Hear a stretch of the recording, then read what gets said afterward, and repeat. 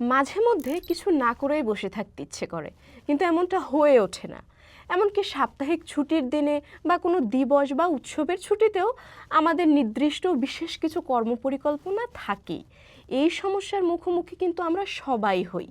আর সবার কথা ভেবে সাধারণ কিন্তু জটিল এই সমস্যার সমাধান খুঁজে বের করেছিলেন এক কলাম লেখক।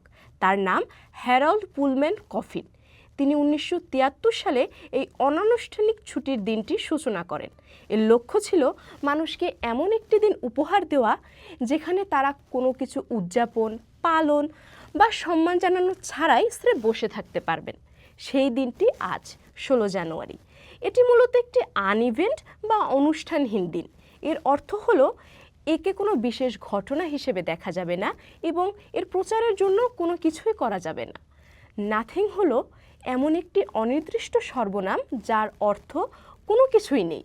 এটি এমন কোনো ব্যক্তি বা বিষয়কে নির্দেশ করে যার কোনো গুরুত্ব, প্রভাব বা আকর্ষণ নেই। ইতিহাস জুড়ে দার্শনিক এবং লেখকদের মধ্যে এই নাথিংয়ের গুরুত্ব ও এর প্রকৃতি নিয়ে প্রচুর বিতর্ক রয়েছে।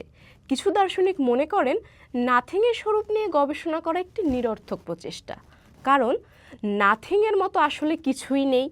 কিছু না আসলে কি, এই প্রশ্নের উত্তর পেতে হলেও কিন্তু একজনকে কিছু নাকেই খুঁজে বের করতে হবে। মহাকাশে শূন্যতার প্রকৃত প্রকৃতি নিয়েও পদার্থবিজ্ঞানীদের মধ্যে অনেক মতভেদ রয়েছে। অনেকের দাবি এমনকি কোনো বস্তুহীন প্রকৃত শূন্যস্থানও আসলে কিছু না নয়, কারণ সেখানে মহাকর্ষীয় কণা না থাকলেও কোয়ান্টাম কণা বিদ্যমান থাকে।